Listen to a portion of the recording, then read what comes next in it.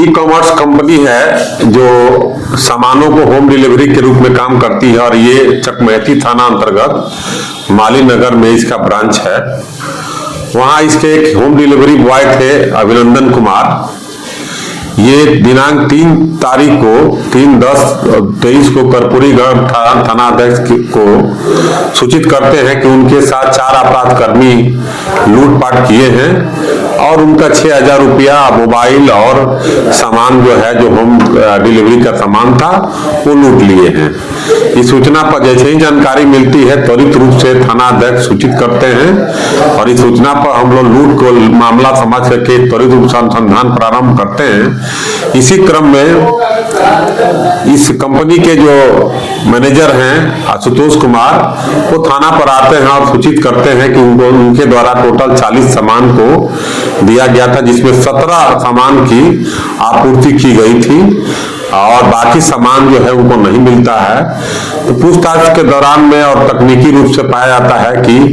जो home delivery boy है उस संदिग्ध पाया जाता है,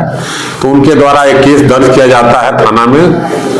और केस दर्ज करने के बाद जब अनुसंधान प्रारंभ किया जाता है तो इस केस का उद्भेदन होता है और होम डिलीवरी बॉय जो था अभिनंदन कुमार, वही जो है एक झूठा मामला ला करके और झूठा मामला की जानकारी दे करके यह बताया कि उसके साथ लूट की घटना घटी है, जबकि वो सामान सारा एक व्यक्ति के यहाँ रख दिया था और वो चोरी करके उसको खपाने के नियत में था। लेकिन जब पूछताछ की गई, पूछताछ के पश्चात उनका सारा सामान 6,000 रुपया जो ई कॉमर्स कंपनी का जो ग्राहक लोग दिए थे, उसका ई कॉमर्स कंपनी का मोबाइल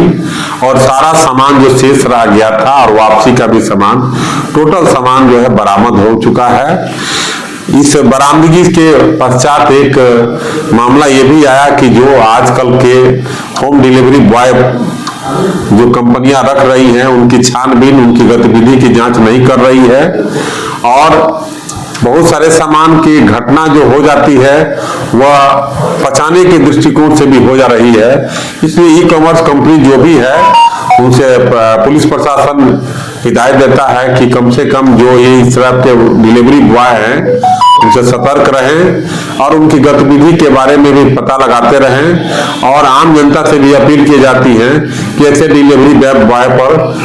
पूरा विश्वास नहीं कर करके जो सही हो उसी के साथ काम करें।